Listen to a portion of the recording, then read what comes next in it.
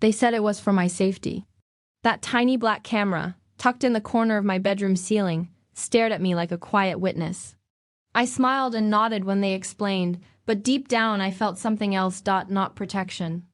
Not love, control. For months, I let them watch.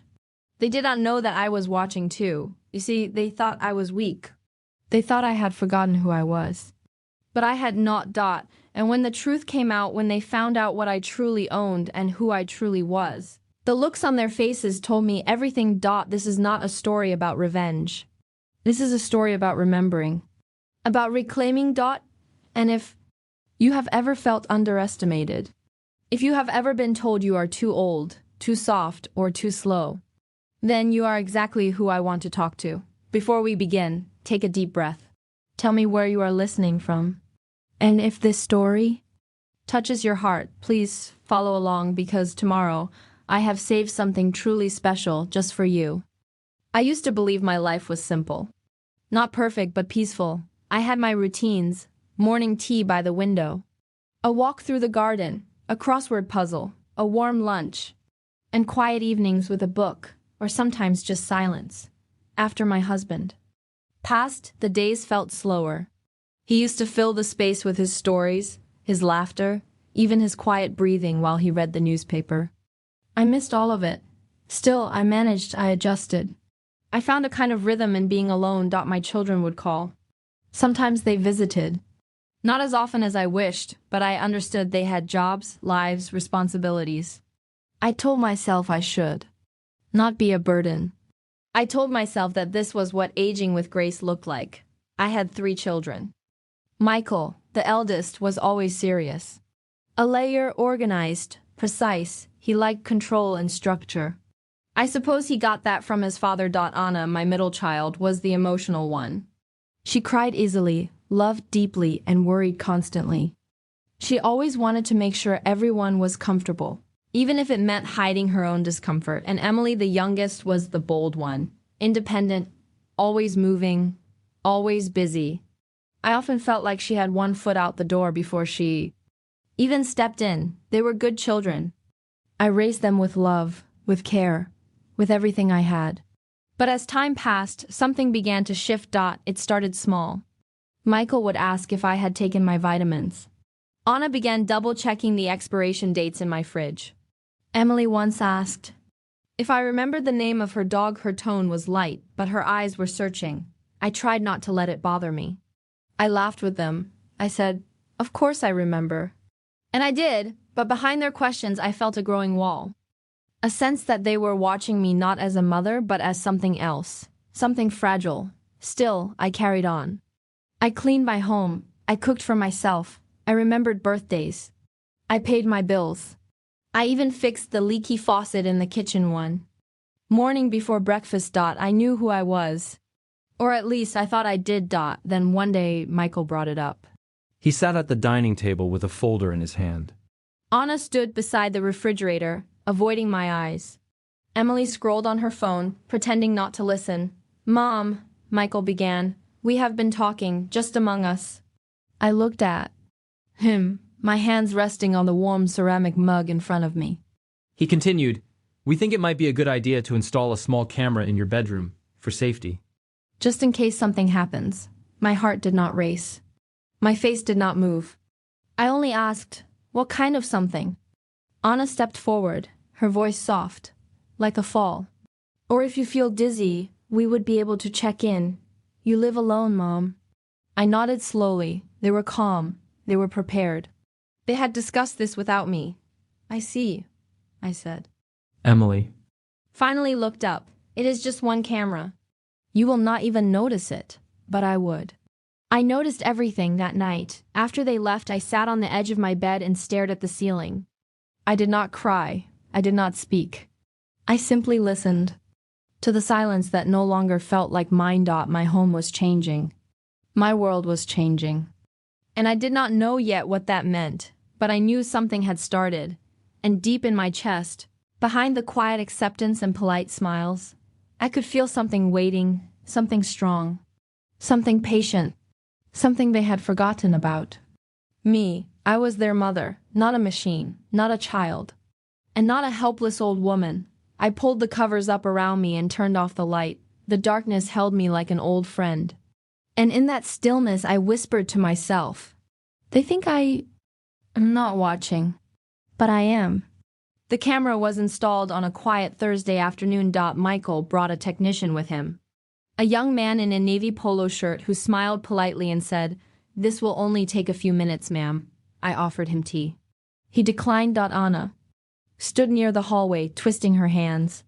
Emily was on her phone again. The whole process took less than half an hour. When they were done, the technician pointed to a small black dot on the ceiling, tucked into the corner above my dresser. It looked like a speck, harmless and forgettable. But I saw it, and I felt it. "It is not recording all the time," Michael assured me. "Just motion activated." Anna added quickly, "And only we have access. For emergencies." I nodded. I smiled. I thanked them. But inside, something shifted. That evening, as I brushed my hair in front of the mirror, I glanced up. That little lens stared back, UNMOVNG, and for the first time in a long while, I felt like a stranger in my own room. It was not fear exactly. It was something softer but colder. A quiet discomfort, like a sweater that does not fit right. I could still breathe. I could still move. But I did not feel free. Over the next few days, I tried to live as usual. I tended to my garden, pulling weeds gently from the flower beds. I made chicken soup with rosemary and thyme. I sat by the window in the afternoons, reading an old mystery novel I had read before, but everything felt slightly off. I found myself avoiding the camera's view. I sat on the other side of the bed when tying my shoes. I changed clothes faster, facing away from it. I even stopped talking to myself, something I had always done in the quiet of the morning. Little things like time to make tea or where did I leave my glasses. Now I said nothing. One afternoon, I was dusting the bookshelf when I heard the soft click of the front door. It was Anna. She had let herself in. She smiled brightly. "Hi, Mom, I was in the neighborhood." I said hello and offered her tea. She accepted this time. We sat in the living room, the teacups warm between our hands. She looked around. "Everything looks good. Are you feeling all right?" "Yes," I said. "Why?" She shrugged. "Just checking in. We care." I looked at her for a long moment. Her hair was pulled back in a loose bun. She wore soft makeup, a pale blue blouse. She looked like the same Anna who used to cry at sad movies and beg me to let her sleep in my bed after nightmares. But now she was watching me like someone checking the weather. Looking for signs, after she left, I walked slowly to my room. I stood beneath the camera and stared up at it. I did not know when it started recording. I did not know what it had already seen. But I knew one thing for certain. I could feel something. Changing. The house felt less like mine. My thoughts felt less private. And though my children said it was for safety, it did not feel like love. That night, I sat in bed and opened an old journal. The pages were filled with my handwriting lists, memories, dreams, things I had not looked at in years. On one page, I had written a quote. "Sometimes the ones who say they are protecting you are the ones who fear your strength." I traced the words with my finger. And for the first time in weeks, I allowed myself to think the question I had pushed away again and again. Why do they really want to watch me? That question stayed with me as I drifted off to sleep. And in my dreams, the walls of my home whispered truths I was not ready to hear. I began to second-guess everything. At first, it was just small things. I would stand in the kitchen, holding the kettle, and suddenly forget whether I had already boiled the water.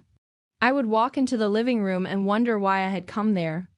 In the first place, these were normal things, I told myself. Everyone forgets sometimes. But after the camera went in, those small moments began to feel like evidence. Was I forgetting more? Or was I just more aware of it now, afraid that someone was watching, waiting for a mistake? Every time I reached for my glasses, every time I opened the refrigerator twice, I imagined one of my children watching the footage, nodding silently, saying to each other, "See? This is why we did it." It made me feel like I was shrinking. Not in size, but in certainty. I no longer trusted my own mind the way I used to. The house had always been a place of comfort.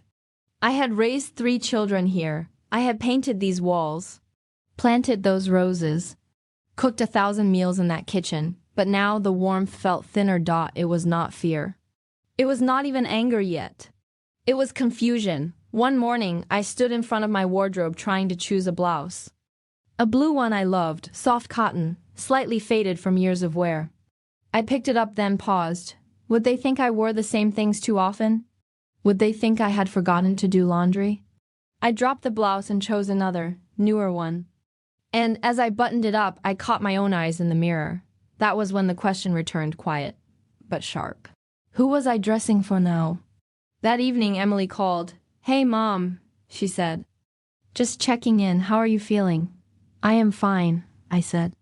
"Why'd you ask?" There was a pause. No reason. "I just wanted to hear your voice." But I heard it behind her words. Hesitation. Distance. I wanted to say, "You can already see me, remember? You do not need to check in. I'm right there on your screen." But I did not. I swallowed the words. Instead, I asked, "How is work?" She gave a brief answer, distracted. Then she hung up. The silence afterward felt heavier than usual.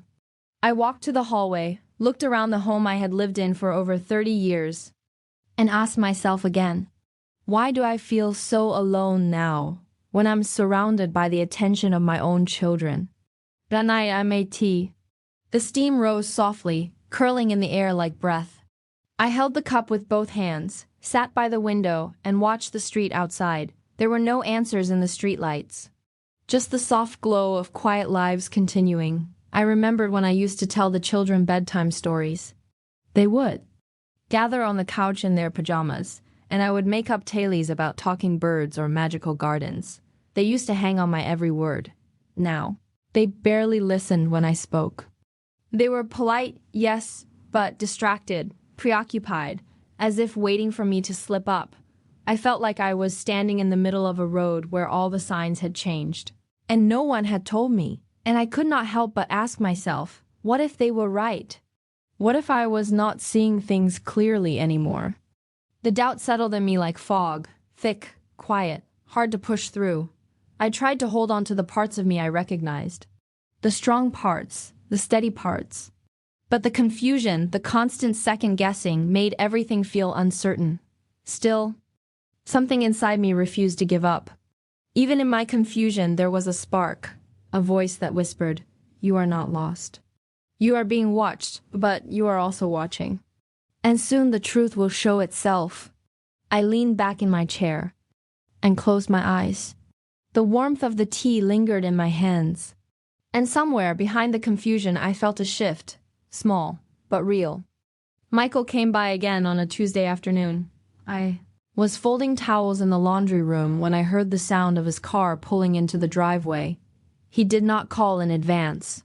That was unusual, but I told myself it must be important. He came in with that same confident smile he always wore, like the world was something he had already solved. He brought groceries this time, a bag of oranges, A loaf of whole grain bread, almond milk, even though I had never liked the taste. "I thought you could use a few things," he said, placing the bags on the kitchen counter. I looked at the items quietly, then back at him. "Thank you, Michael. But you know I still go to the store." "I know," he replied quickly, "but it saves you the trip." There was a long pause between us. I could feel the camera's quiet presence above, even in the next room. I wondered if he ever re-watched the footage before visiting. Did he study it? Did he take notes? I wanted to trust him. He was my firstborn, the child I had rocked in my arms through countless sleepless nights. The boy who used to bring me wildflowers in a jar, dirt and all, proud of his tiny gifts. The man who now watched over my life from behind a glowing screen. I searched his face for the boy I remembered. He looked tired. Not physically, but emotionally. His eyes scanned the room quickly. He did not sit down. "How have you been sleeping?" he asked. "Well enough," I answered. "Why?" he shrugged. "No reason. Just checking." His words were soft, but they made me feel like a patient in a quiet hospital, watched, judged, fragile. I am still capable. Michael, I said, trying to keep my voice calm. You know that. I know, Mom, he replied. We are just trying to make sure nothing happens. We do not want you to feel alone. I smiled faintly. Thank you, but lately, I do feel alone. He looked at me, then really looked, and for a moment, I thought I saw the boy again. The one who used to cry when he saw me sad. The one who would sit beside me on the floor, just to be close. Is it the camera? He asked, finally. I hesitated. Yes, a little. He nodded, slowly. We thought it might make things safer, just in case. We did not mean to make you uncomfortable. I believed him when he said that, or maybe I wanted to. It is hard to know the difference when your heart is involved. We sat together for a little. While I made tea, he did not drink much of it, but he stayed.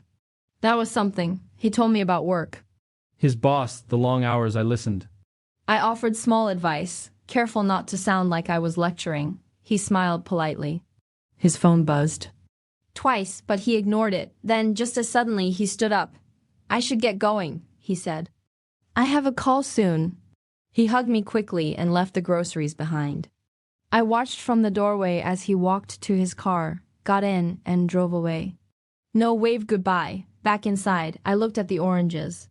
Perfectly round, bright, healthy, chosen with care, maybe. Or maybe not. I sat down on the couch and stared at the window. My hands were folded in my lap. The house was silent again. I wanted to trust him. I wanted to believe this was about love and safety, not fear or control. But the feeling in my chest did not match the story in my head. Something still felt off. Still, I held on to the part of me that remembered who he used to be. The boy who held my hand when he was scared. The boy who trusted me completely. Maybe, just maybe, he still did. Or maybe he was the one who no longer trusted me. Either way, I knew I had to watch more closely now, quietly, patiently. Not just through my eyes, but through my instincts, and they were whispering that something was coming. Something I was not supposed to see. It came from Linda. Linda was not just my friend. She was my anchor in this world. We had met when our children were still small, chasing each other across picnic blankets and playgrounds. We had watched each other grow older, wiser, more tired. Never apart, she came over one afternoon with her usual bag of sweet muffins and that familiar scent of lavender she always wore. We sat in the sunroom, the soft light warming the tops of our hands as we sipped tea. I was careful not to speak too loudly, even though I knew the camera did not cover this part of the house. Still, I had learned to be careful with my voice. Linda watched me closely. She always did. But today she leaned forward and said something different. You do not look like yourself, she said. I smiled. I am fine. She did not smile back. You are not fine.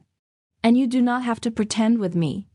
I let the silence settle for a moment before speaking. They put a camera in my bedroom, I said finally. My voice cracked slightly as I said it aloud. Her eyes widened. What? They said it was for safety, so they could make sure I was all right. Linda leaned back and shook her head slowly. That does not sit right with me. Michael brought it in. Emily agreed to it. Even Sarah, who barely calls, sent me a message about how reassuring it is to know I am being looked after. Linda narrowed her eyes. Looked after, or looked into? I paused, hearing the weight in her words. It was a simple question, but it sliced through the confusion I had been holding on to for weeks. I stared at my tea. I have not touched anything in the bedroom since. I dress in the bathroom. I sit on the edge of the bed like I am waiting for permission to move. Linda was quiet for a long time. Then she leaned closer. You need to be careful, she said softly. I do not want to make you worry, but I have seen this before. Children get nervous. They start watching. Then one day they take more than your peace of mind. What do you mean? I asked. I mean, you need to keep your eyes open. Be smart. Do not just let them tell you what is best for you. You are still in charge of your own life. Her words struck something deep in me. Had I already handed over control without realizing it? I wanted to defend my children. I wanted to say they were just trying to help. But the part of me that used to trust without question had already grown. Quiet. Linda looked at me with her kind, firm eyes. Promise me you will not let this continue without asking why. Promise me you will ask the hard questions, even if they do not want to hear them. I nodded slowly. I promise. That evening, I walked through the house alone. I touched the frame of the family portrait in the hallway, running my fingers along the edge of the glass. Michael had been 7 when we took that photo. Emily had just lost her 2 front teeth. Sarah was still clinging to my leg like she would fall without me. And now, somehow, I was the one being watched. I stood in front of the bedroom door and hesitated. The camera was small, almost invisible in the upper corner. But I could feel it. Not just the lens. The intention. I stepped inside, sat on the edge of the bed and looked straight at it. Why? I whispered. What are you afraid of? I did not expect an answer, but the room felt different now, like it had heard me. Like the walls themselves were holding on to the tension. Linda's warning echoed through my thoughts all night. Be smart. Keep your eyes open. Do not hand over your life before you understand the cost. I had not seen the cost yet. But something told me I would. The morning after Linda's visit, I woke up with her words still ringing in my ears. I went about my day as if nothing had changed. I folded laundry, made coffee, watered the plants, and answered a cheerful phone call from Emily. She asked me what I had for breakfast. I told her, and she praised me like a parent praises a child for brushing her teeth. I am glad you are keeping up your routines, Mom, she said. Structure is good for your mind.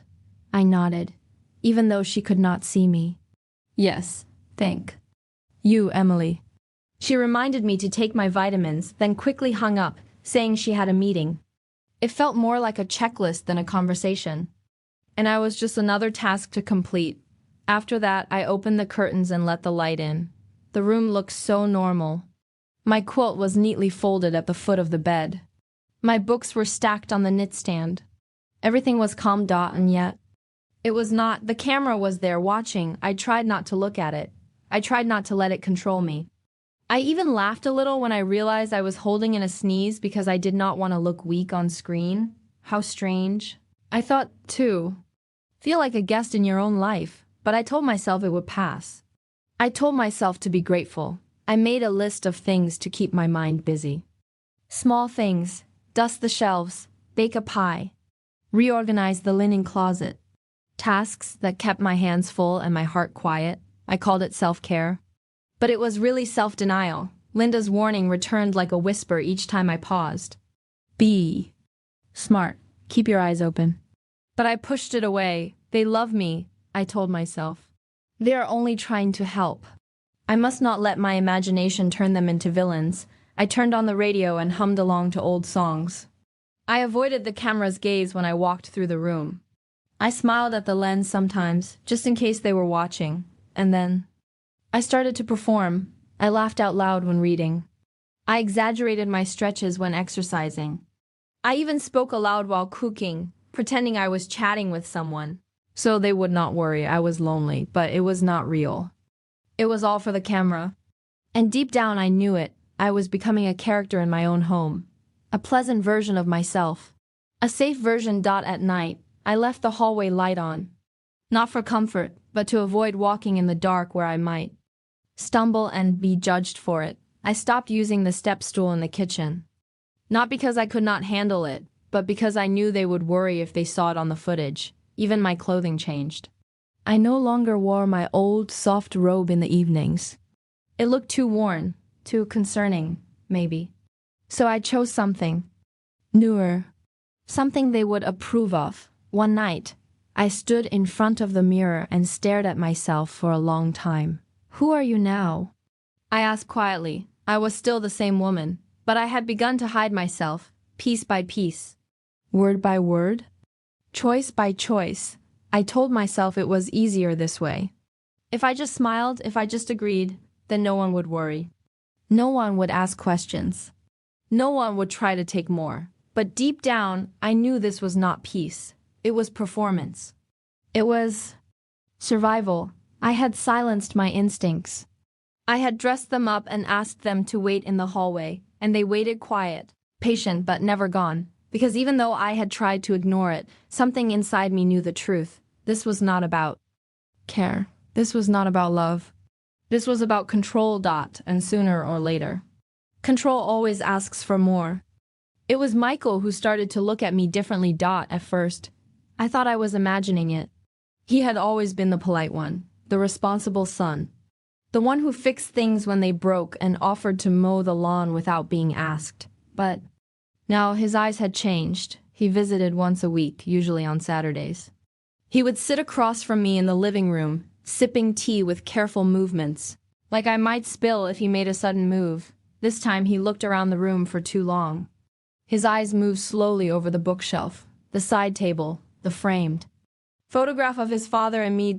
And then his eyes landed on me. He smiled, but it was tight. Not soft, not warm. "How are you sleeping, Mom?" he asked. "I'm sleeping well, thank you," I said. "The house is quiet at night." He nodded but did not seem satisfied. He kept watching me, watching the way I held the cup, watching how. Slowly, I stood up to fetch the sugar. His gaze followed me like a spotlight. I began to feel like I was being assessed. Not visited, not loved. "Are you still taking your vitamins?" He asked. "Yes," I replied, "every morning." "Yes, Michael. Every morning." He gave a slow nod, then leaned back, one leg crossed over the other.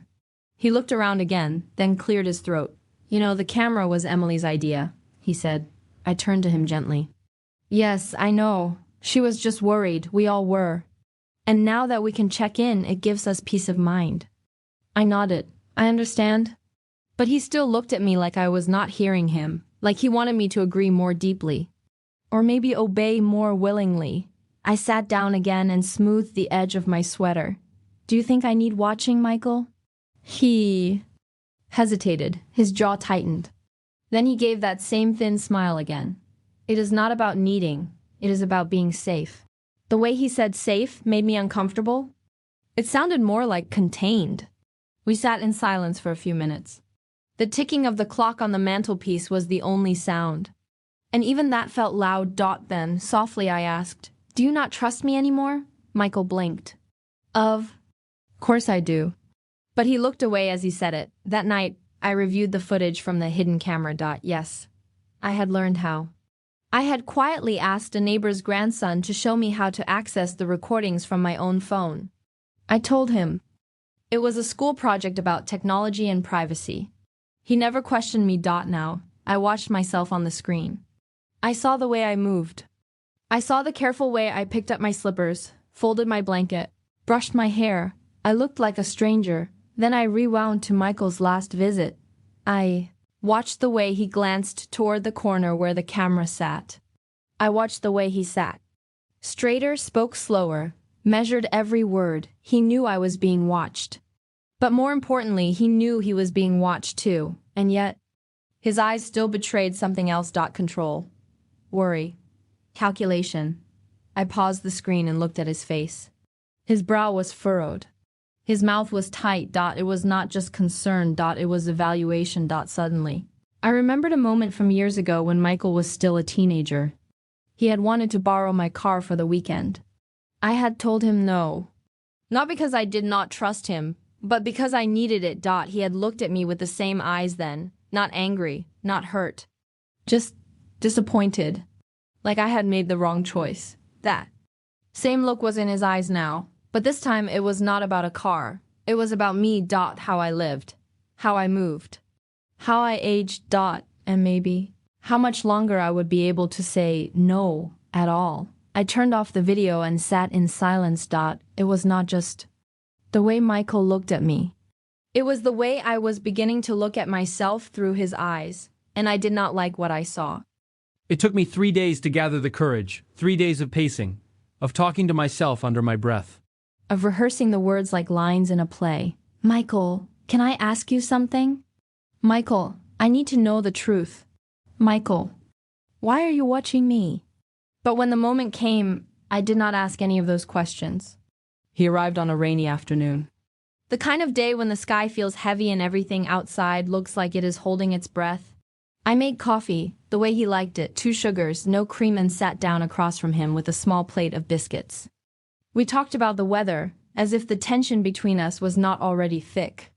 Then he asked how I had been feeling. I took a slow sip of my coffee and looked directly into his eyes. "Michael," I said gently, "can I ask you something important?" His smile faded just slightly, but he nodded. "Of course, Mom." I set the cup down. My hands trembled just a little, but I folded them together in my lap to hide it. "Why did you really put the camera in my room?" He blinked, caught off guard. "I told you. It was Emily's idea.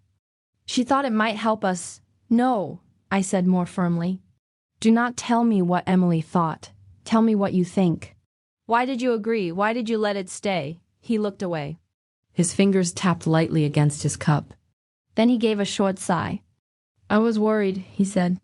"You have been forgetting things lately. You called me by Dad's name last month." "And remember the time you left the stove on?" "I remember both," I replied. "I was tired that day." "And calling you by your father's name, Michael, that happens sometimes." "You two look alike. That does not mean I am losing my mind." "I know," he said, softer now. "But we want to keep you safe." "Safe from what?" I asked, leaning forward. "From myself?" He looked uncomfortable. "Mom." "No, say it," I said.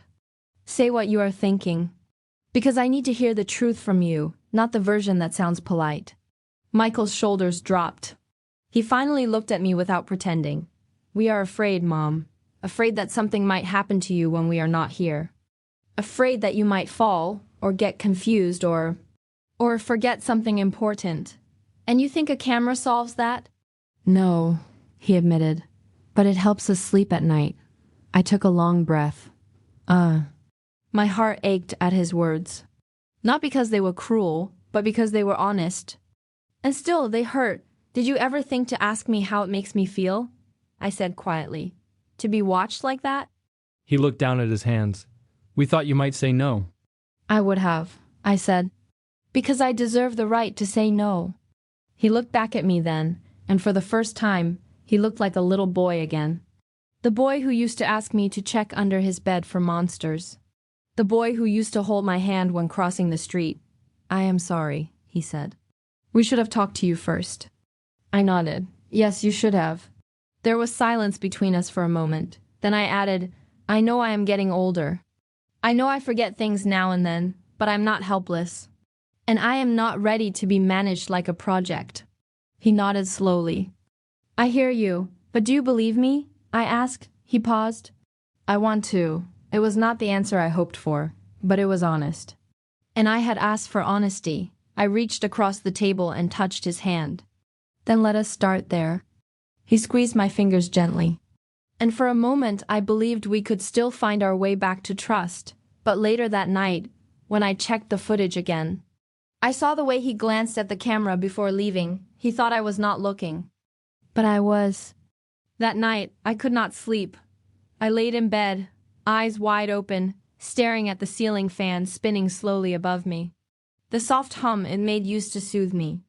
Now, it felt like a reminder that time was passing, and I was still awake. My thoughts would not rest.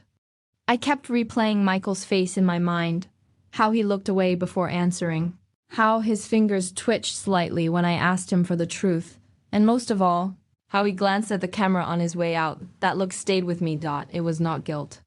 It was calculation, like he was checking something, measuring something. And that thought refused to leave me alone. I sat up, turned on the small lamp beside my bed, and reached for my notebook. I kept it on my nightstand, usually for grocery lists or book titles I wanted to remember. But tonight I opened it to a fresh page and began to write. What do they think I do not know? What are they really watching for? What do they think I will forget? I stared at those 3 questions for a long time. Then I turned to the camera. The little black circle mounted high in the corner near the window. It looked so harmless, silent, still, but I knew it saw everything. I wondered if they watched me live, or if they just checked the recordings. I wondered if they had ever seen me cry when no one was home. If they had judged the way I talked to myself in the kitchen. If they had seen me rehearse conversations, just like I did before I confronted Michael. Had I become a character in their private show? The thought made me feel small. And something worse, ashamed. Ashamed that I had allowed it. Ashamed that I did not say no. From the start. I got out of bed and walked to the mirror. I looked at my face in the low light. My eyes were tired but alert. My hair was loose around my shoulders. I touched the lines at the corners of my mouth and remembered how I used to smile more easily. I whispered to myself, "You are not losing yourself." But part of me felt unsure. Was I still who I had always been? Or had I started shrinking myself to fit inside their image of me? I turned away from the mirror and wrapped a shawl around my shoulders. Then I walked to the window and pulled the curtain aside. The neighborhood was dark and quiet. A few porch lights glowed in the distance. I used to feel comfort in that stillness. Tonight, it felt like I was the only person awake in the world. And yet, I knew somewhere, maybe in his living room, maybe on his phone, Michael could be watching. That was the part I could not shake. The idea that I had lost not only privacy, but dignity. I sat down at the edge of my bed and picked up my notebook again. This time, I wrote one sentence. I need to remind them who I am. The words gave me a strange kind of peace. They reminded me that I was not just a mother. Not just someone to be watched or managed. I was a woman who had built a life. I had made sacrifices. I had held jobs, paid bills, raised 2 children mostly on my own. I had managed my own money, my home, my health, and even my loneliness, and I had done it all without needing to be watched like a fragile vase. I looked again at the camera. I stared directly into it, and for the first time, I did not feel afraid or ashamed. I felt awake, not just in body but in spirit. I did not know what I would do next, but I knew this. I would not keep shrinking. I would not stay quiet just to make others feel in control. And I would not forget who I was, no matter how much they wanted to believe I already had. The next morning I did not say much. I moved through the house like a shadow present, but not fully seen. The sun came in through the curtains just the same. The birds outside sang their usual song. The kettle boiled on the stove with a soft whistle. But inside me there was only silence, not the peaceful kind. Not the kind that brings rest or reflection. This was the kind that wrapped itself around my chest and stayed there, heavy and tight. Like I was holding my breath and could not let go. I sat at the kitchen table and watched the steam rise from my tea. I did not drink it. I just watched it, like it might carry some answer I could not yet find. I had always believed in handling pain with grace. I was not someone who yelled or slammed doors. I had learned long ago that silence could be just as loud. But this time it felt different. It was not the silence of strength. It was the silence of someone who felt deeply, but could not find the words to speak. I thought about calling Margaret, my old friend from the library days. She always listened with kindness, always had a warm voice, even when her own life was heavy. But I had not spoken to her in months. I did not want to call and cry. I did not want to explain myself again. I just wanted to be seen. And not through a camera. I got dressed slowly and took a walk around the garden. The roses were beginning to bloom pale pink, soft red, even one deep purple I had planted 2 years ago. I had forgotten how much care they needed. How much attention it took to get them to flower like this. And yet, there they were, blooming without applause. Without anyone watching, I touched one gently and felt its petals against my fingertips. "You still remember how to live," I whispered to it. Maybe I was talking to myself. Later, I sat on the back porch with a blanket around my shoulders. The wind had picked up slightly, and I could hear leaves dancing across the lawn.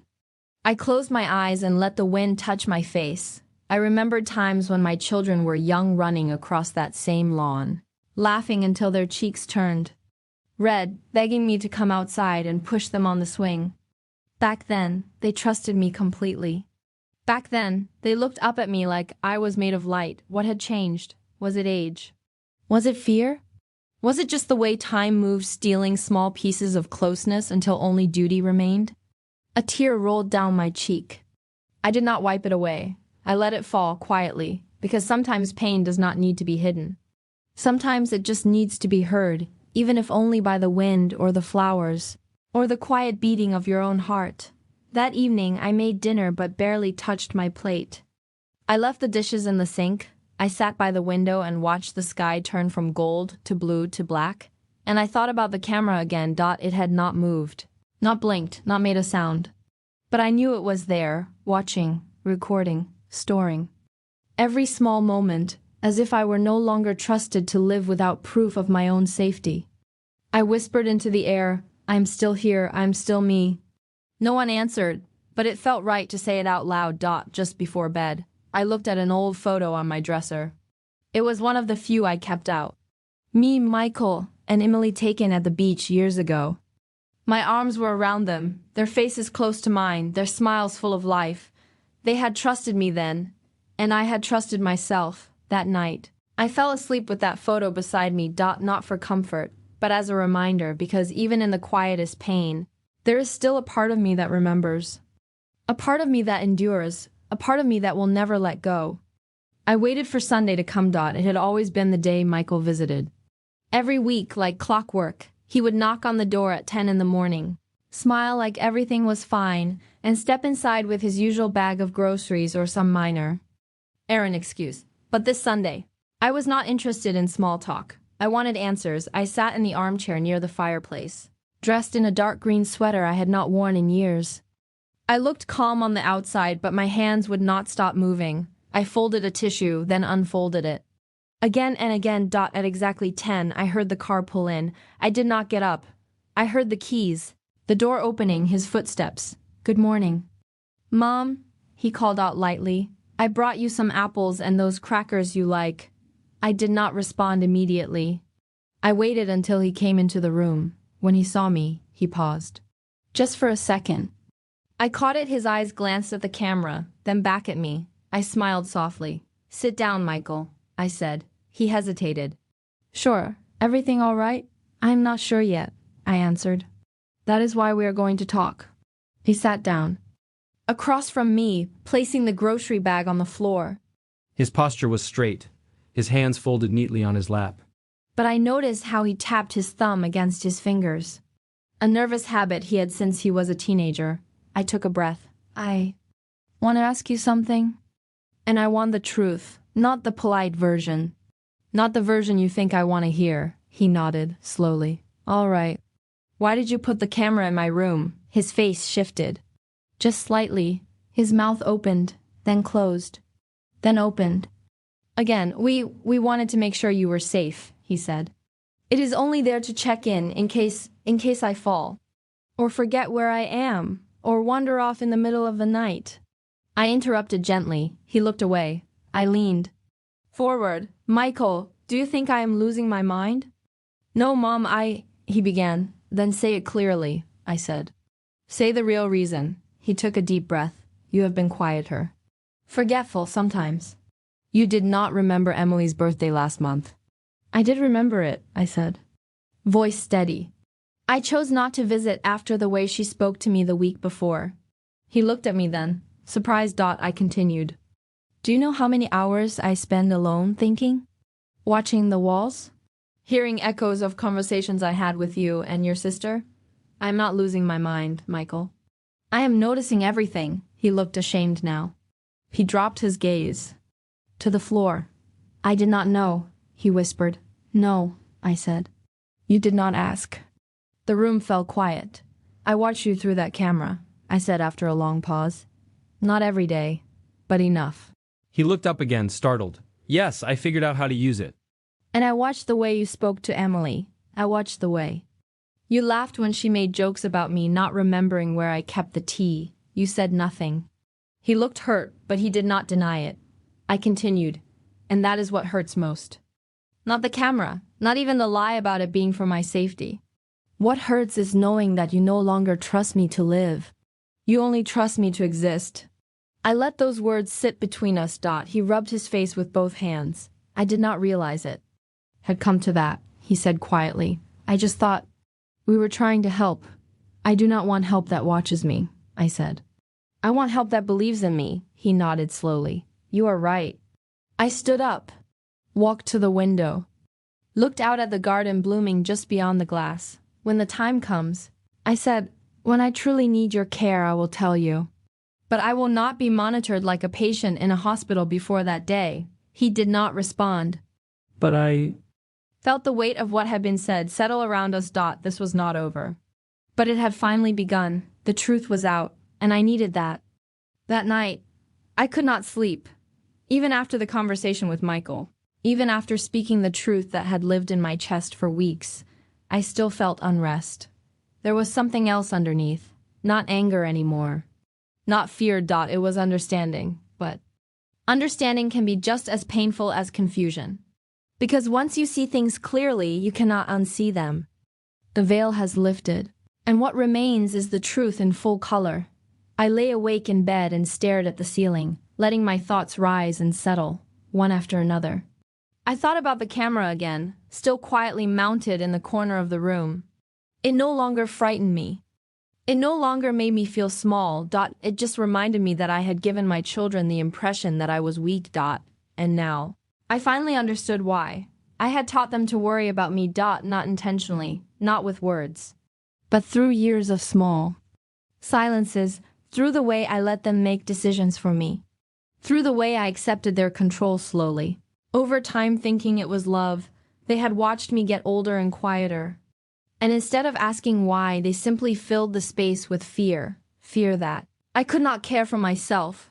Fear that they would lose me before they were ready. Fear that time would take me too quickly. But they had never told me that. Instead, they brought in cameras, gentle warnings, scheduled visits, whispers behind my back, all of it born from love. But love is not always kind. When it is afraid, I got out of bed and went into the hallway, my bare feet soft against the wooden floor. I walked to the bookshelf and pulled down an old photo album. The blue one with the leather binding, the one Michael had given me 20 years ago. I sat down at the kitchen table, turned on the lamp, and opened the first page. There we were. Young. Hopeful. Michael, holding a toy truck with pride in his eyes. Emily in her Easter dress, all curls and dimples, grinning at something just out of frame. And me, arms around them both, smiling like I had everything I ever wanted. I did. Those moments were real. So where had the trust gone? As I turned the pages, I saw the shifts happen slowly. Michael with his college diploma, standing tall while I stood slightly to the side. Emily's wedding day, her eyes locked on her husband, mine lowered in quiet thought. Family photos where I became the background, the one who smiled softly but spoke less and less. That was when it began, the fading, not of love, but of presence, and I had let it happen because I believed that stepping back meant peace. That letting go meant wisdom. That silence was the best way to show support, but silence is often misunderstood. I closed the album and wiped the corner of my eye. It was not too late to change things. I stood up, walked back into my room, and looked once more at the camera. Then I walked over to my dresser, opened the top drawer, and pulled out a small box, one I had kept hidden for decades. Inside was a key. A silver key with a small gold tag. That key opened the lockbox in my closet, and inside the lockbox were documents, property, papers, stock certificates, and account statements. My hidden wealth.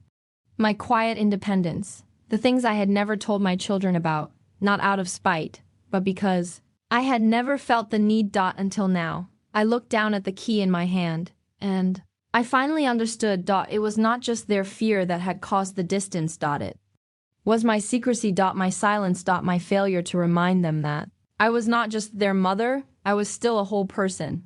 A person with strength. A person with a history.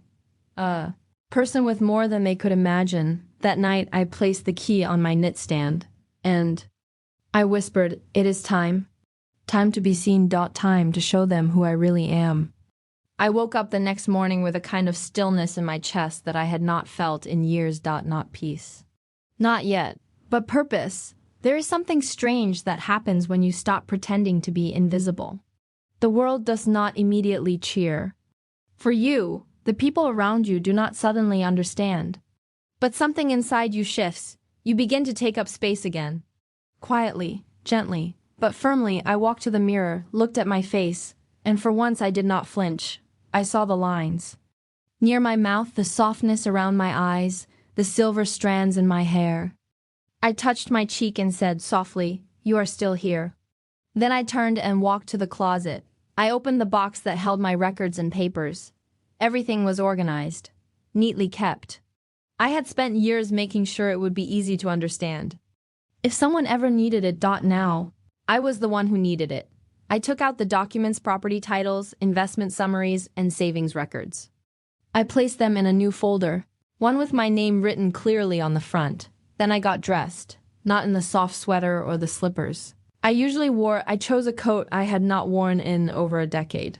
It was navy blue with a strong collar and deep pockets. I had bought it the year I closed my business, back when I still had meetings and traveled alone and signed papers with quiet pride. I ran my hand over the fabric. Then I picked up the folder, the key, and my small handbag. I was ready. It was time to walk away, not from my home. Not from my life, but from the silence I had accepted for too long. I locked the door behind me and drove across town. The bank was quiet on weekdays. The manager, a man named Robert, greeted me by name and offered me tea. I declined. I would like to update the beneficiaries on all my accounts, I said, placing the folder on his desk. He looked surprised. Of course, Margaret. Is there a change in your plans? I smiled gently. You could say that. It took nearly an hour. We reviewed every account, every detail. I made careful notes. I requested statements. I made it clear that nothing was to be discussed with anyone but me before I left. I handed him one last sealed envelope. This is my updated letter of instruction, I said. Please keep it secure. He nodded respectfully. Absolutely. I walked out of the bank into the cool morning air and stood still for a moment. I looked up at the sky, not a single cloud. Then I got back in my car and drove to the park. Near Emily's neighborhood, I knew she would be there with her children. They often met other mothers for mid-morning play dates. I sat on a bench, just far enough away to see them but not be seen. I watched Emily laugh, bending down to tie her daughter's shoe. I saw the same expressions on her face that I once wore. Joy, frustration, love. It was like looking into a memory, but the memory did not hurt anymore. I did not walk over, not because I was angry, but because I was choosing myself. Quietly. I no longer needed to prove anything to anyone. When I got home, I stood at the edge of the living room and looked at the camera, still there, still watching, and now I smiled because it no longer held power over me. It was just a small machine, and I was no longer afraid. I picked up the remote and turned it off. Then I walked outside. Into my garden. The roses had bloomed again. Bright pink, bold, unapologetic. Just like I wanted to be. And for the first time in many months, I whispered aloud, I am proud of myself. No one heard it but the wind, but that was enough. I thought walking away would feel like freedom. And in many ways, it did, but what I did not expect was that the pain would not leave with me. It followed me like a shadow, quiet, persistent, and deeply familiar. Even though I had made my decision, even though I had reclaimed a part of myself, the ache still lingered. It sat in the spaces between my thoughts. It echoed in the silence after the phone did not ring, and it pressed against my chest each time I remembered how things used to be. That afternoon, I sat on the porch with a cup of tea. The air was warm and the breeze was gentle, but I felt cold inside. I watched the trees sway and the birds land on the fence, and I wondered if they felt things the way humans did. Did they hold on to regret? Did they replay old conversations in their minds? I sipped my tea and thought about Emily. About the days she told me I was confused, about the way her eyes softened afterward, as if she felt guilty but not enough to take it back. And I thought about Michael. How he always looked at me with a mix of worry and distance. Like he loved me, but he no longer believed I was capable of being more than a quiet presence in the background.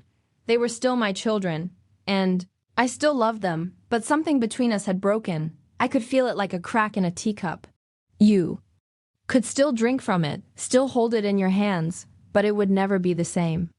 And someday, if you were not careful, it might shatter. I was not angry anymore. I had burned through anger and come out the other side, but the sadness stayed. I wanted to call them. I wanted to hear their voices and pretend, just for a moment, that we were the family we once were. That I was the mother they looked up to, not the woman they needed to monitor for safety, but I knew better. Pretending would not heal the wound. Truth would. And truth takes time. I stood up and walked through A house, stopping in the hallway where the family portraits hung. My hand brushed the frame of a picture from 5 years ago, Christmas morning. All of us in matching pajamas, smiling like the world was whole. I remembered that day clearly. Emily had brought cinnamon rolls. Michael had set up the camera. We had played charades and laughed until our sides hurt. And I had gone to bed that night, believing nothing could change us. But time changes everything. People drift, hearts harden, and even love strong as it is can become tangled in fear, control, and misunderstanding. I reached up and took the photo down, not because I wanted to erase it, but because I wanted to hold it. To feel it in my hands. To remind myself that what we had was real, even if it did not look like that anymore. I sat on the edge of my bed and stared at the image, letting the tears fall quietly. I did not try to stop them. Sometimes pain needs to be felt before it can be released. That night, I left the photo on my nightstand. I turned off the lights and lay in the dark, listening to the quiet hum of the house. I was alone, but I was not broken. The pain was still there, but so was I. And in that quiet space between sorrow and strength, I made a promise to myself. I would not go back to silence. I would not pretend that everything was fine when it was not. But I would not give up on healing either, even if they never understood me again, even if they never saw my strength. I would see it, and I would keep going, because I was still here, and my story was not finished yet. There are moments when the past calls to you softly, like the whisper of a breeze through autumn leaves. It is not loud or demanding, but it reaches inside your heart and pulls gently at memories you thought you had tucked away. I miss the past. I miss the days when the house was full of laughter and noise, when Emily and Michael were young, and their world was simple: school, play, and bedtime stories. I remember the smell of freshly baked cookies in the kitchen, the feel of warm hands in mine, and the way their eyes sparkled when they looked at me. It was not perfect. Of course, we had our struggles, our disagreements, and our fears, but those days were full of hope. Hope that everything would work out. Hope that love was enough to carry us through. Sometimes I close my eyes and go back to those mornings. I see Michael sitting at the breakfast table, his hair messy, and his face sleepy but smiling. Emily rushing to put on her shoes, ready to take on the day. I hear their voices, light and full of possibility.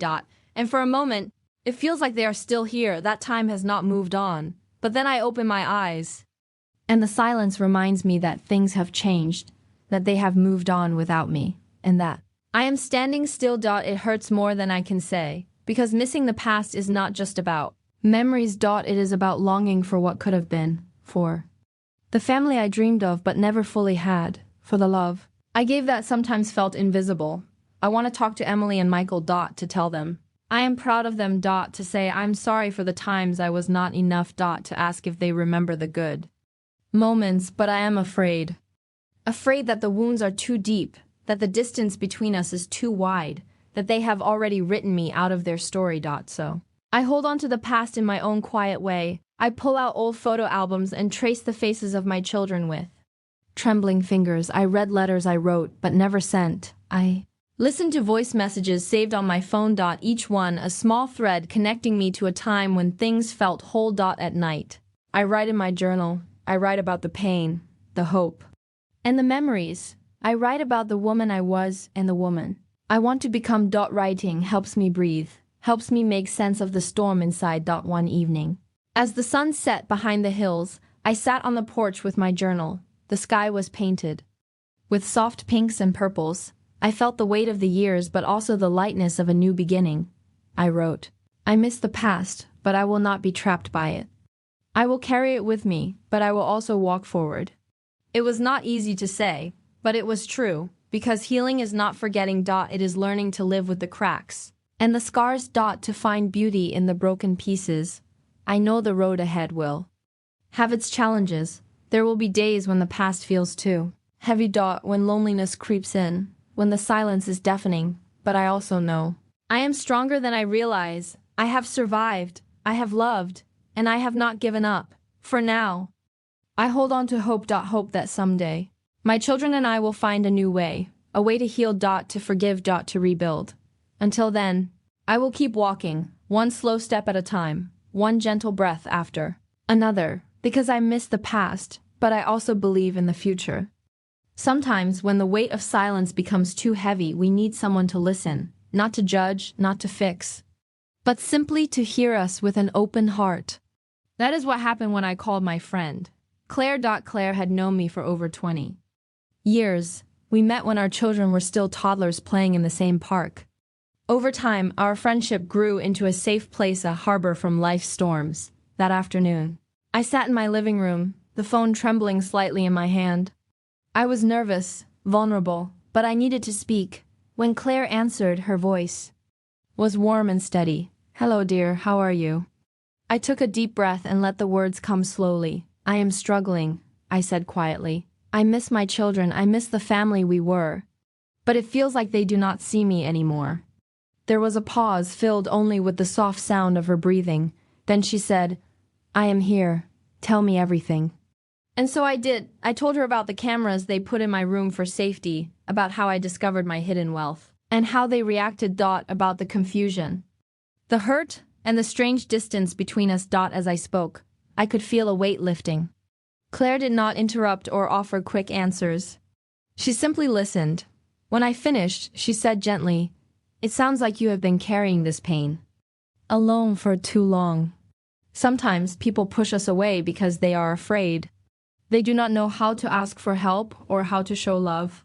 Her words touched something deep inside me. It was true. Emily and Michael were scared. Of change, of loss, of the truth. "I do not know how to reach them," I admitted. "You are not alone in that," Claire replied. "But you can take small steps. Start with yourself. Heal your heart. When you do, they might begin to see you in a new light." I nodded, even though she could not see me. Claire's voice was a balm. She reminded me of my worth, my strength, and my courage. "You are more than their doubts and fears," she said. "You are a woman who has lived, loved, and survived. And that is something to be proud of." I felt tears well up, but they were not just tears of sadness. They were tears of relief, of hope. After we hung up, I sat quietly reflecting on our conversation. I realized that healing was not just about forgiving others. It was also about forgiving myself, for moments when I felt weak, for times when I wished things were different, for the love I gave that was not always returned. Claire had helped me see that healing was a journey, not a destination, and I was ready to take the next step. The next day, I decided to reach out to another old friend, someone who had always been kind but not involved in my family's struggles. I wanted to practice opening my heart again, to find connection beyond the walls that had grown around me. It was not easy. I felt exposed, afraid of rejection, but the warmth of a kind voice made the fear melt away. I was reminded that I was not alone, that even in the darkest times, there were people who cared, that friendship could be a light guiding me forward. I began to understand that healing did not mean forgetting the past or pretending the pain was gone. It meant living with the pain and choosing to move forward anyway. I spent the next few weeks meeting with friends, sharing small pieces of my story. Sometimes we would laugh, other times we would cry, but always there was kindness. Slowly, I felt a change inside me, a quiet strength growing beneath the surface, a belief that I could survive this. And perhaps even thrive. One afternoon, as I sat in a small cafe with Claire, she smiled and said, "You are not the woman who started this journey. You are someone stronger." I looked at her and smiled back, because I believed her, because I was beginning to believe in myself again. Saying goodbye is one of the hardest things a person can do. It does not always mean leaving a place or a person physically. Sometimes it means letting go of a dream, a memory, or a hope that no longer serves us. That was what I needed to do. After weeks of struggling with the distance between me and my children, and after talking with Claire and other friends, I reached a quiet decision.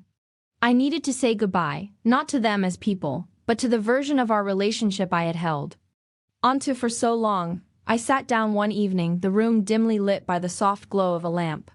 The house was quiet except for the ticking of the clock on the wall. I opened my journal and began to write. I say goodbye to the family I imagined, to the perfect moments I hoped would come, to the love I thought would never fade. The words Flowed slowly but surely, each sentence like a small release. I thought about all the times I had tried to reach out, to fix what felt broken, only to meet silence or coldness. I thought about the camera in my room, the symbol of their fear and mistrust. And I thought about the hidden wealth, the secret I kept to protect myself. Saying goodbye was not easy. It was painful, but I knew it was necessary. I could not keep living in a place of hope that was slowly killing me. I needed to find peace. As I wrote, tears fell onto the paper. Tears for the past. Tears for the pain. Tears for the woman I was losing, but also tears for the woman I was beginning to find. When I finished, I closed the journal and sat back. The weight inside me felt lighter. I felt a strange mix of sadness and relief. The next day, I called Emily. I was nervous. Would she answer? Would she hang up? Would she say anything at all? When she picked up, her voice was cautious but polite. Hello, Mom. Hello, Emily, I said softly. I wanted to tell you that I am saying goodbye to the past. I am trying to find a new way to live. There was silence. Then she said, I do not understand. I know, I replied. This is hard for me too, but I want you to know that I love you. I always will. But I cannot keep holding on to things that hurt me. There was a long pause. Finally, she said, I need time. I understand, I said. Take all the time you need. We said goodbye. It was not the ending I dreamed of, but it was honest. And for now, that was enough. Later, I called Michael. His voice was distant, but he listened. I told him the same thing, that I was saying goodbye to the past and trying to find peace. He did not say much, but I felt a flicker of something, maybe sadness, maybe regret, or maybe just understanding. Saying goodbye did not mean I was giving up. It meant I was choosing myself, choosing my peace, choosing to stop fighting shadows. It was a small but powerful act of self-love. In the days that followed, I focused on healing. I spent time outside in the garden. I watered the plants and felt the earth beneath my fingers. I watched the sky change colors at sunset. I listened to the birds sing in the morning. Each small moment reminded me that life was still beautiful, that I still had things to cherish, that I could still find joy. Saying goodbye was a beginning. Not an end. It was the first step toward freedom, toward hope, toward a new chapter. And although the pain did not disappear overnight, I was learning to carry it differently. With grace. With strength. With hope. I knew the road ahead would be long, but I was ready to walk it, one slow, steady step at a time. Being alone is not the same as feeling lonely. In the quiet moments after I said goodbye, I found myself facing a space I had never truly known: complete solitude. My children's absence was real now. The camera in my room was still there, a silent reminder of their fear and control. But I was alone. At first, the silence was deafening. The house felt empty without the usual noises of life. No laughter, no footsteps, no voices calling. I walked from room to room, noticing how different everything seemed. The walls that once held memories now echoed with emptiness. Yet in this loneliness I found something unexpected. A chance to listen to my own voice, to hear my own thoughts, without interruption or judgment. To feel my own heartbeat and remember who I was beneath the pain. I began each morning slowly. I sat by the window with a cup of tea, watching the world wake up. The birds sang softly, the sun filtered through. The trees and the breeze touched my skin. It was peaceful, almost sacred. In this peaceful solitude, I discovered a strange comfort. I was no longer hiding behind the noise of others. I was no longer trying to please or protect anyone but myself. I was free to feel whatever came. Some days were difficult. I missed the warmth of a hug, the sound of a familiar voice, the reassurance of family. I felt the sting of loneliness like a cold wind. But I also knew these feelings were part of healing. I allowed myself to cry when I needed to write in my journal, to talk aloud to the empty rooms, as if my words could fill the space with hope. I also began to explore old hobbies I had neglected: painting, reading, gardening. These simple acts connected me to my inner self, reminding me that I was still here, still whole, One afternoon, as I painted a picture of the garden, I felt a surge of emotion. The colors seemed brighter, the brush strokes more confident. It was as if I was painting my own rebirth. I realized that being alone was teaching me to be my own friend, to listen to my needs, to respect my boundaries, to love myself even when others did not. This was new territory. And it was not always easy. I thought about my children often, wondered if they were thinking about me, if they missed me, if they regretted how things had become. Sometimes I imagined what it would be like to reach out, to say, I am here. I am ready to talk, but I held back. For now, I needed to be alone. In this solitude, I learned the power of stillness, the strength in silence, the courage to face myself without fear. I also began to dream again, not about the past, but about the future. What could my life be without the pain and betrayal? Without the cameras and mistrust? I pictured days filled with peace, nights filled with calm, a heart filled with love not dependent on others, but flowing from within. Being alone gave me the space to breathe, to grow, to heal. I was not broken.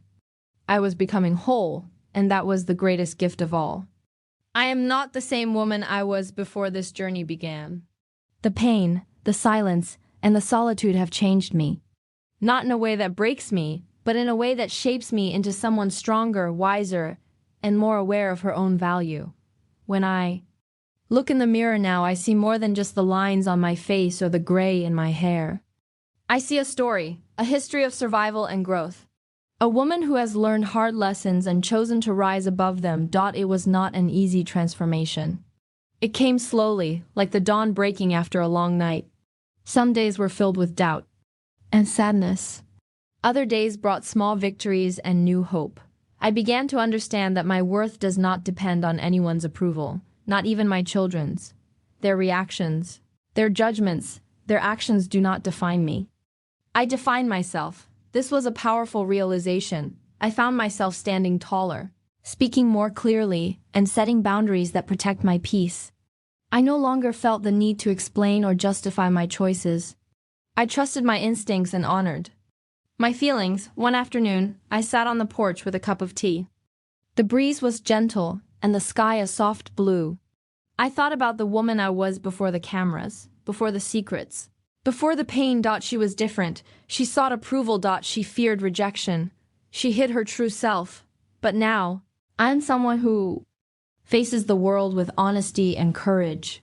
Someone who embraces her strengths and accepts her flaws. Someone who loves herself no matter what. I remember a time when I believed that forgiveness meant forgetting. Now I know that forgiveness is about freeing myself from anger and hurt. It is a gift I give to my own heart. I have forgiven myself for the mistakes I made, the times I trusted too easily, and the moments I stayed silent when I should have spoken up. I have forgiven my children, not because their actions were right, but because I choose to let go of the pain they caused. That forgiveness has opened the door to peace, a peace that I carry quietly inside.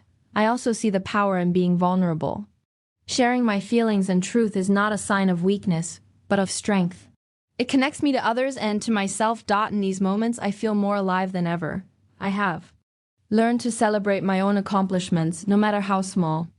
Whether it is finishing a painting, planting a new flower, or simply waking up with hope, I honor my progress. I am building a life that reflects my true self, a life that is honest, kind, and brave. And while the past will always be a part of me, it no longer controls me. I have the power to write my own story now. The camera in my room, once a symbol of fear, feels less threatening. I know that watching it will not change what I have become. I have become someone who is not afraid to be alone, to stand up and to say, I am enough. This transformation is ongoing. It does not happen all at once. But each day I grow stronger and more certain. I am not the same woman who waited for her children to come to her. I am a woman who has found herself, and that is the greatest victory of all. In the darkest moments of my journey, a small light began to flicker. It was not a bright blaze, but a gentle glow, quiet, steady, and comforting.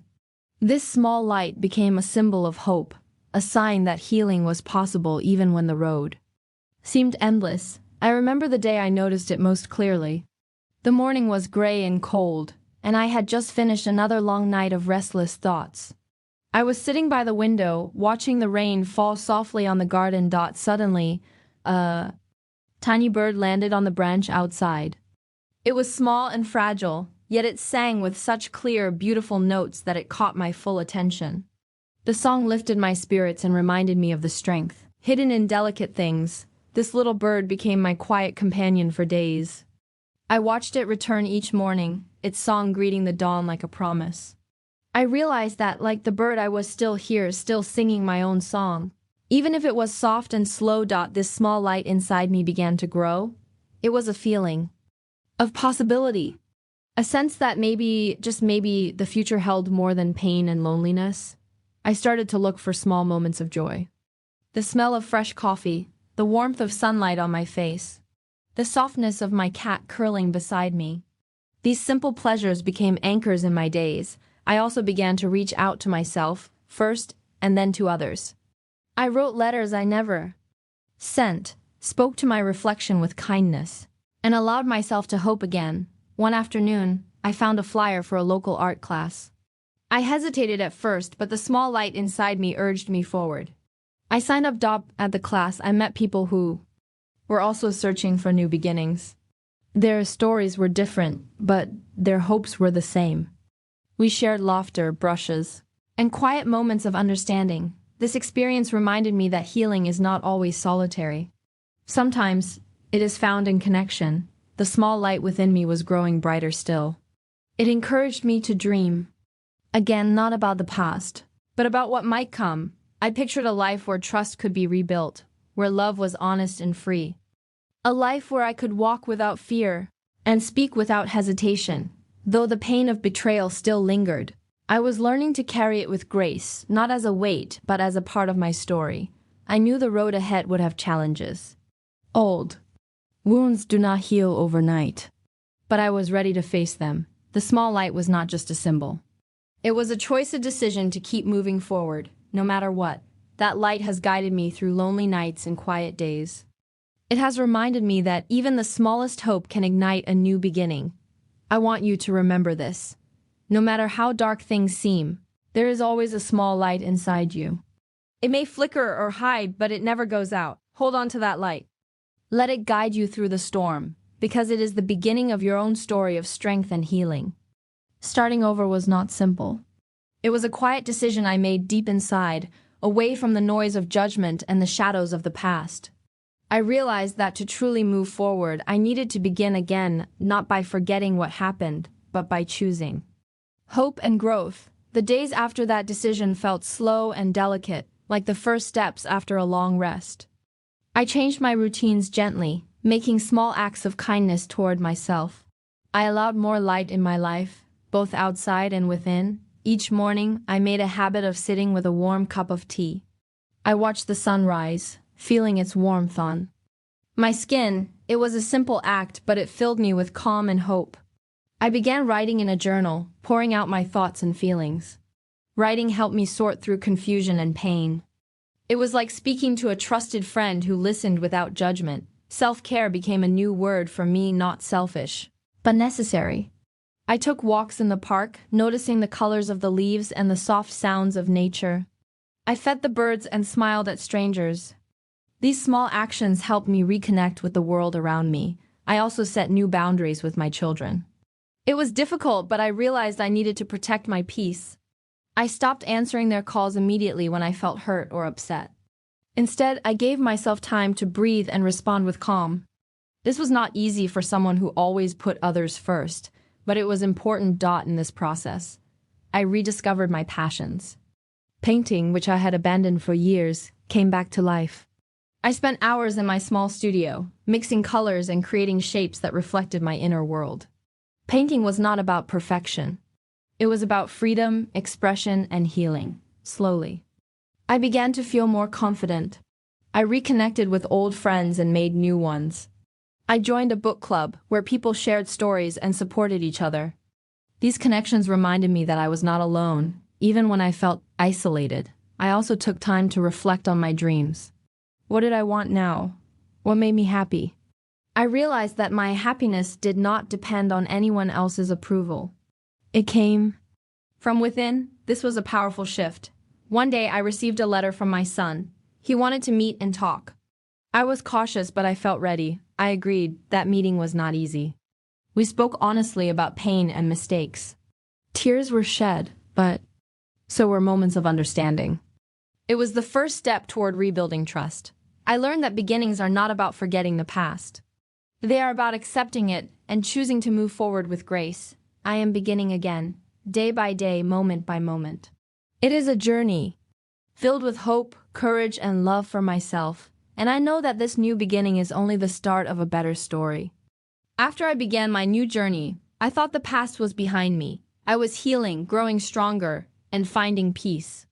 Then, unexpectedly, he tried to come back into my life. My son, the one I had been cautious about, reached out again. At first, I was unsure. Part of me wanted to believe he had changed. Maybe he was sorry, maybe he wanted to fix what had been broken. But another part of me remembered the pain and betrayal. He called several times before I answered. His voice was soft, almost pleading. He said he missed me and wanted to talk.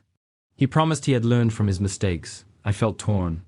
My heart longed for connection, but my mind warned me to be careful. I decided to meet him in a public place, a small cafe near my home. The morning of our meeting, I felt nervous but calm.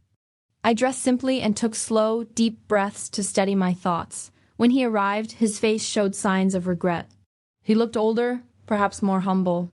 He sat down and apologized sincerely. He said he did not understand how much he had hurt me. He wanted a fresh start. I listened quietly. I had learned to listen without judgment, but also without losing myself.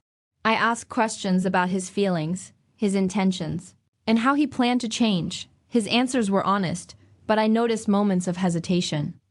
It was clear that he was still struggling with his own emotions and fears. I realized that healing was not just mine, it was his too. We talked for hours. Sometimes, tears came. Other times, we shared laughter and memories. It was painful and beautiful at the same time. I told him about my journey, the small light that had guided me, the new beginnings I was making, and the strength I had found within myself.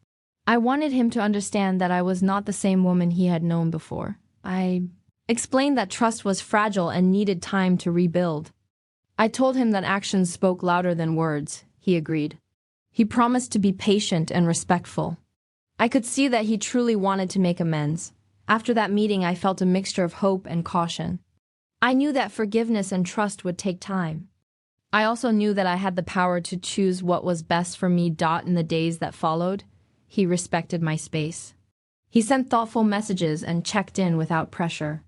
This showed me that he was serious about change. I continued my own healing. I painted, walked, and spent time with friends.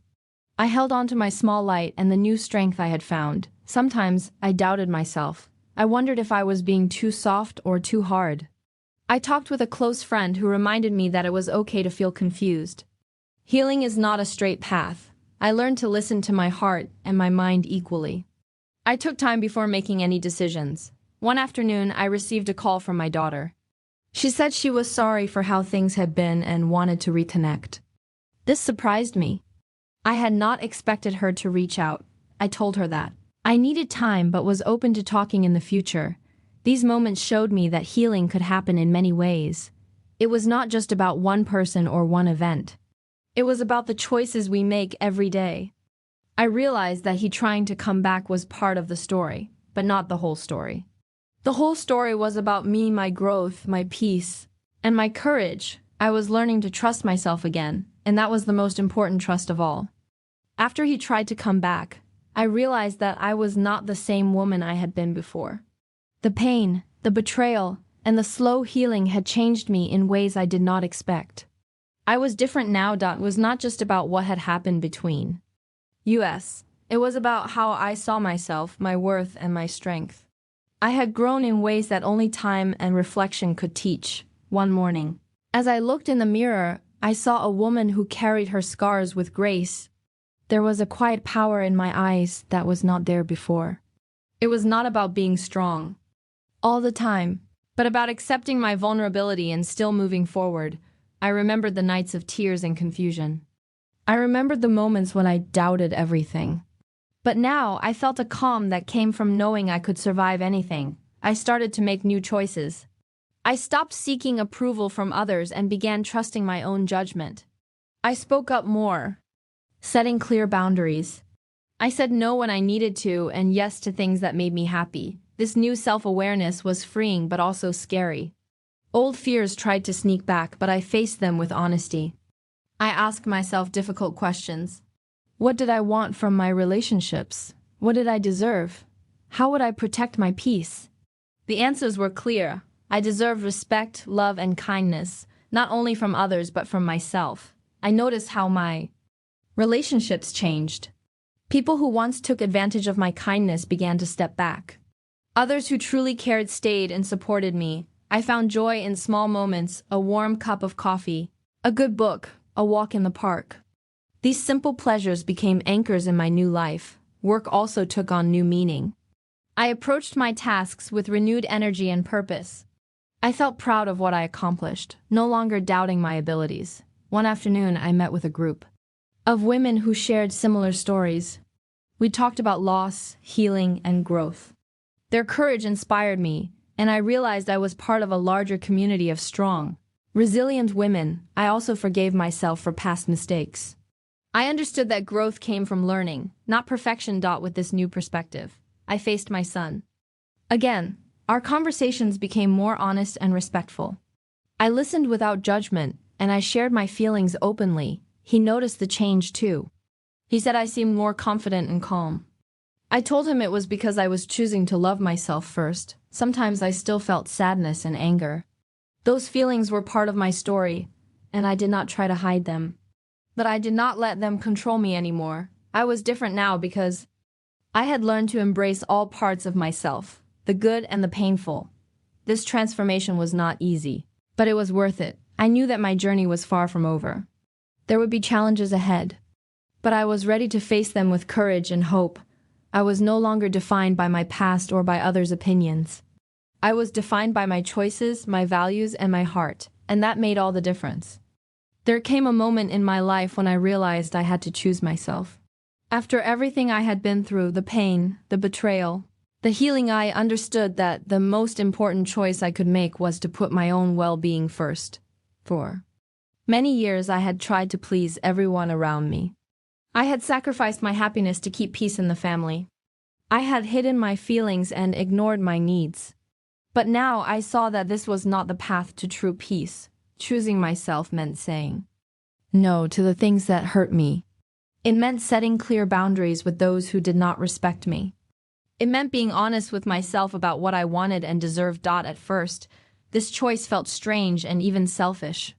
I worried about how others would react. Would they be angry? Would they understand? But I knew that I could not continue living for others at the expense of my own heart. I started small. I allowed myself to take time each day just for me. I read books that inspired me. I went for walks without feeling guilty. I practiced saying no to invitations or requests that drained my energy. These small acts of self-care gave me strength. They reminded me that I was worthy of love and respect. Choosing myself also meant forgiving myself. I let go of guilt and regret for past mistakes. I understood that I had done the best I could with what I knew at the time. I was not perfect, but I was learning. As I grew stronger, I noticed that my relationships changed. People who truly cared about me accepted my boundaries. They respected my choices and supported my growth. Others who were not supportive slowly drifted away. This was hard to accept, but I realized that it was necessary. True connection comes from mutual respect and love, not control or manipulation. I also found peace in being alone sometimes. I no longer feared loneliness. Instead, I embraced solitude as a time to recharge and reflect. One day, I sat in my garden, feeling the sun on my face. I thought about how far I had come. I felt gratitude for the journey, the good and the bad. Choosing myself was not about being selfish. It was about self-love. It was about honoring the person I was and the person I wanted to become. I knew that this choice would not be easy every day. There would be moments of doubt and fear, but I was ready to face them with courage. I promised myself to keep choosing me. No matter what, this promise gave me a quiet power, a sense of calm and confidence that I had never felt before. I was no longer afraid to stand up for myself. I was no longer willing to be treated with less than I deserved. I was free. And that freedom was the greatest gift I could give myself. The morning light came gently through the curtains. It felt like the start of a new day in more ways than one. I woke up with a calmness I had not known for a long time. The air was fresh, and the world outside seemed quieter, as if it were waiting. With me, for so many years, I had lived inside a storm of emotions: fear, doubt, sadness, and anger. Now, there was a sense of peace that began to fill the spaces where pain once lived. It was not because I had forgotten everything that had happened. No, it was because I had survived. Because I had grown stronger. I stood by the window and watched the sun rise. The sky was painted with soft pinks and warm golds. It reminded me that every day is a chance to start again, to leave behind what hurts and to embrace hope. I smiled. Not because I forgot, but because I survived. This smile was quiet and deep. It was not about pretending everything was perfect. It was about recognizing my own strength. I made my way to the kitchen and prepared a cup of tea. The steam rose slowly, carrying a gentle warmth. I took a deep breath and let myself be fully present in that simple moment. Later that day, I went for a walk around the neighborhood. The fresh air filled my lungs, and the sounds of birds gave a peaceful rhythm to my steps. I noticed small things: the way the flowers bloomed, the friendly nod of a neighbor, the soft crunch of leaves beneath my shoes. These small moments became treasures. They reminded me that life is made up of simple joys. I thought about my children and the camera they put in my room. At first, it felt like a violation of my privacy, but now I saw it differently. It was a sign that they cared, even if their way of showing it was flawed. Watching them react to my hidden wealth had been surprising. Some looked shocked, others confused, and a few even ashamed. But it also opened the door for honest conversations. I was no longer hiding or pretending. I was living my truth. That truth included all my struggles and triumphs. It included the woman I was before, and the woman I had become. As the sun set, I felt a quiet joy inside me. It was the joy of a new day, a day where I chose peace over pain, hope over fear, and love over bitterness. I knew that the road ahead would still have challenges, but I felt ready. Ready to face whatever came with an open heart and steady mind. I understood that healing is not a straight path. There will be ups and downs, but the important thing is to keep moving forward. That evening, I sat by the fire and reflected on my journey. I thought about the lessons I had learned: to trust myself, to set boundaries, to forgive, and to choose my own happiness. I was grateful for the chance to start fresh, for the strength I had found within.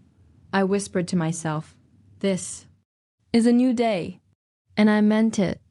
Gratitude came to me slowly, like a soft breeze after a long winter. It was not always easy to find. For a long time, I focused on what was missing or broken in my life. But now I learned to see the small blessings hidden in each day. I said, "Thank you, not just in words, but with my whole heart." I thanked myself first for surviving the storms, for standing tall when it was hardest, for choosing to heal instead of giving up. I was proud of the woman I had become. I thanked my children, too. Even though we had faced many challenges, their presence was a gift. They had taught me lessons in patience, strength, and forgiveness. Watching their reactions to my hidden wealth was difficult, but it opened doors to new understanding. I thanked my friends who had stood by me quietly, offering support without judgment. Their kindness was a gentle light in dark times. Every morning, I made a small ritual of saying thank you. It helped me start the day with hope instead of worry. I wrote down 3 things I was grateful for. Sometimes they were simple, like a warm cup of coffee or the sound of birds singing. Other times, they were deeper, like the courage to face my fears or the peace I found in solitude. Saying thank you changed the way I saw the world. It shifted my focus from pain to possibility. It reminded me that even in the hardest moments, there is something to appreciate. I realized that gratitude is not about ignoring problems. It is about finding balance. It is about holding pain and joy in the Same hands. When I expressed my thanks, I felt lighter. It was as if a weight had been lifted from my shoulders. One afternoon, I sat with my journal and reflected on all the people and experiences that shaped me. I wrote letters of thanks to those who had helped me grow. Some were friends, some were family members, and some were even strangers who showed unexpected kindness. I did not send all the letters. Some were just for me. But writing them helped me heal old wounds. Gratitude also helped me forgive. It was easier to let go of anger when I could see the good in others. I knew forgiveness was for my peace. Not to excuse hurtful actions. As I practiced thankfulness, I noticed a change in my children. They began to show more respect and care. Our conversations became softer, more honest. It was not perfect, but it was progress. I learned that saying thank you is powerful. It opens hearts and mends relationships. It creates a space for love to grow. I also thanked life itself for the chance to start again, for the lessons learned, and for the hope that tomorrow brings. Gratitude became my anchor in the storm. It kept me steady when emotions ran high. Before sleep, I whispered my thanks for the day, for the strength to keep going, for the moments of peace, and for the love that still lived inside me. I knew that life would continue to bring challenges, but I was ready to face them with a grateful heart. Choosing to say thank you was one of the most healing decisions I made. It transformed my pain into something beautiful, and it reminded me that no matter what happens, there is always something to be thankful for. Forgiveness is not easy. It is not a single moment or a simple choice. It is a journey. For many years, I held on to guilt and blame, especially toward myself.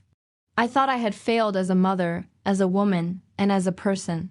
I believed that if I was perfect, everything would be different. But now, I am learning to forgive myself. I look back at the mistakes I made and the moments I wish I could change. I see the times I was too afraid, too proud, or too silent. I see the pain I caused, even if it was unintentional. And I say, I forgive you. I forgive myself for not knowing better. I forgive myself for trusting when I should have been careful. I forgive myself for the times I gave too much and did not protect my own heart. This forgiveness is not about forgetting or excusing the past. It is about releasing the heavy burden that held me down for so long. I have realized that holding on to guilt only hurt me. It kept me stuck in pain and stopped me from moving forward. When I forgive myself, I give myself permission to heal. I allow myself to grow beyond the mistakes. I open the door to love and kindness, starting with the person in the mirror. It is a slow process. Some days the old feelings come back. The voice inside that says, you should have done better. But I remind myself that I am human, that I did the best I could with what I had at the time. I am learning to treat myself with the same compassion I give to others. I think about my children again. I wonder how much forgiveness they might need from me, from themselves, and from each other. I hope that one day we can all forgive and heal together. Forgiving myself does not mean I will forget the lessons learned. It means I accept my past without shame and with honesty. I start to see my past as a story of growth, not failure. A story of survival, not weakness. When I speak kindly to myself, I feel stronger, more confident, more ready to face the future. I practice daily affirmations. I say things like, I am worthy of love. I am enough. I forgive myself and I move forward. These words are small, but their power is great. I also find peace in quiet moments. Sitting alone, breathing deeply, and letting go of the weight inside. Sometimes I write letters to myself. Letters filled with understanding and encouragement. Letters that remind me I am not alone. I know that forgiveness will never be perfect. It is not a destination, but a practice. Each time I choose to forgive myself, I take a step toward freedom. I am no longer defined by my mistakes. I am defined by my courage to forgive and to love. This self-forgiveness opens a new path. A path where I can build healthier relationships and create a better future. I understand now that forgiving myself is one of the greatest gifts I can give to my children, to my family, and most importantly, to myself. It is the key that unlocks my heart and allows me to truly live, and I am ready. Freedom is a feeling I had not known for many years. For a long time, I was trapped by fear, by doubt, and by the pain of broken relationships. But now I am free. I remember the first time I felt it clearly. It was a quiet morning. The sun was just rising and the sky was soft pink and blue. I walked outside barefoot. The grass was cool beneath my feet. I took a deep breath and felt the air fill my lungs. In that moment, I knew I was free, free from the chains of the past, free from the need to prove myself to others, free from the heavy weight of guilt and regret. Being free did not mean that all my problems disappeared. It did not mean my children and I were perfect or that all wounds were healed. But it meant I was no longer controlled by those things. I had chosen myself. I danced in my living room that day, letting the music carry me away. I smiled not because everything was easy, but because I survived. Freedom is a choice. It is a decision to live fully, even when life is difficult. I started to find joy in small things again. A cup of tea in the morning. The sound of laughter. A walk in the park. I gave myself permission to feel alive. Walking barefoot became my symbol of freedom. It reminded me to stay grounded and connected to the earth. To be present in each moment. I noticed how my body felt lighter. My mind was clearer. My heart was softer. I began to take care of myself in ways I had forgotten. I cooked healthy meals. I read books that inspired me. I spent time outside in nature. Freedom also meant setting boundaries. Saying no when something did not feel right. Protecting my energy and my peace. It was not easy to say no to my children sometimes, but it was necessary for my well-being. I learned that true freedom comes with responsibility. Responsibility to love and respect myself. I also forgave the people who hurt me, not for their sake, but for mine. Forgiveness unlocked the door to my freedom. I stopped worrying about what others thought of me. I stopped trying to control things I could not change. I let go of expectations and embraced reality. Freedom is not just a feeling. It is a way of living. I am free to be myself, to speak my truth, to follow my dreams. I am free to make mistakes and learn from them. I am free to love without fear. Being free means living with courage and hope. It means knowing that I am enough just as I am. Sometimes freedom feels like dancing in the rain or watching a sunset. Sometimes it is quiet moments of peace and gratitude. I want my children to see this freedom in me, to know that no matter what happens, they can also choose to be free. I want them to understand that freedom begins inside. It is the freedom to forgive, to heal, and to love. I am grateful for this new chapter of my life, for the chance to live with open arms and an open heart. Freedom is the greatest gift I have given myself, and I will cherish it every day. Knowing who I am today feels like a quiet victory. It is the result of a long journey through pain, doubt, and discovery. For many years, I was unsure of myself. I changed to please others. I hid my feelings. I was afraid to show my true self. Now, I am certain. I know who I am. I am a woman of strength and resilience. I have faced difficult times and survived. I have learned to stand alone and still find peace. I am not perfect. I have flaws and weaknesses, but I accept them as part of me. I am kind to myself when I make mistakes. I do not judge my past but learn from it. I am a mother who loves deeply, even when it is complicated. My love is not perfect, but it is real. I have discovered that my worth is not tied to my children's approval or anyone else's opinion. My value comes from within. I know that I deserve respect, kindness, and happiness. I am more than the labels others gave me: confused, weak, or difficult. I'm a whole person with dreams, hopes, and courage. I'm proud of the woman I have become. I see my reflection in the mirror and smile. Not because I look young or flawless, but because I see a soul that has grown. I know my story is unique, but also familiar. Many people have faced similar struggles. Many have felt lost and found their way again. I want to share my story so others can see that it is possible to heal and find themselves. I am honest about my feelings now. I do not hide my pain or my joy. I allow myself to be vulnerable because I know it is a sign of strength, not weakness. I have learned to listen to my intuition, to trust my voice, to stand up for what I believe in. I am no longer afraid to say no or to set boundaries. I protect my peace and my heart. I am patient with myself and others. I know that healing takes time. I am grateful for the lessons life has taught me. Each challenge has made me stronger and wiser. I am connected to the people who truly care for me. I cherish those relationships and nurture them. I also understand when it is time to let go of toxic people and situations. I know who I am. And I Choose to live authentically. I follow my own path, not the path others expect me to take. I have dreams that I want to pursue. I am excited about the future. I am open to new experiences and new friendships. I am learning to celebrate my achievements. No matter how small, I have discovered the power of forgiveness, not just toward others but toward myself. I have learned that love begins with self-love. I am free from the need to prove myself. I live for myself and my happiness. Knowing who I am has given me confidence and peace. It has changed how I see the world and how I relate to others. I am more compassionate, patient, and understanding. I am proud of the woman I am today, and I look forward to the woman I will become. This journey is not over, but I walk it with courage and hope. I want to tell my children and anyone listening that you are not alone. It is okay to struggle.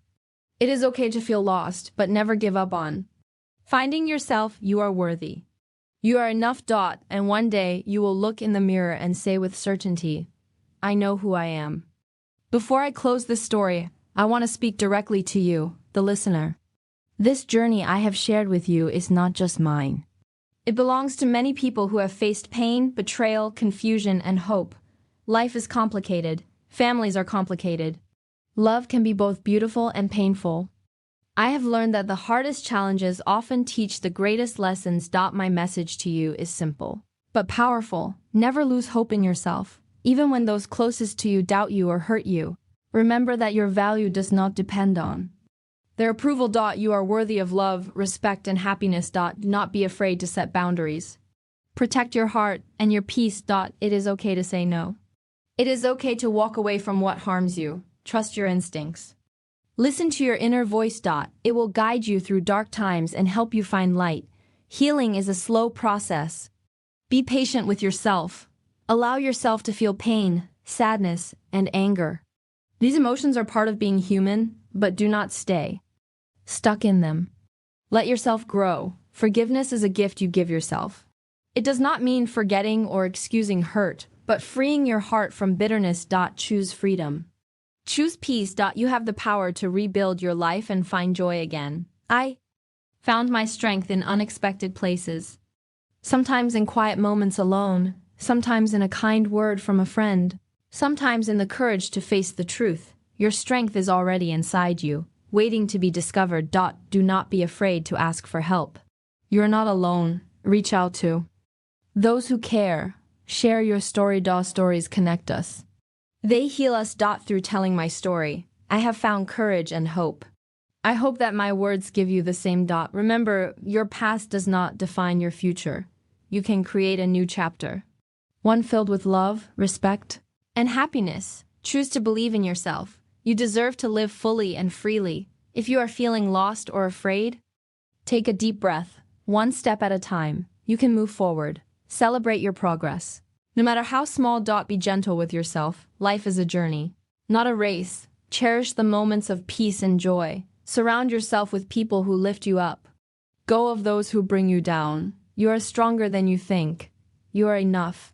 I want to thank you for listening to my story, for sharing this time with me. It means more than you know. If this story touched your heart, please consider subscribing. There are more stories to come, each with their own lessons and hopes. Together, we can find strength in our shared experiences. Before we part, I want you to close your eyes for a moment. Take a deep breath. Feel the air fill your lungs. Know that you are here. You are alive. You matter. Open your eyes when you are ready. Carry this feeling with you. Let it remind you that no matter what happens, you have the power to choose. To choose love over fear. To choose hope over despair. To choose yourself. Thank you for listening. May your journey be filled with healing and peace.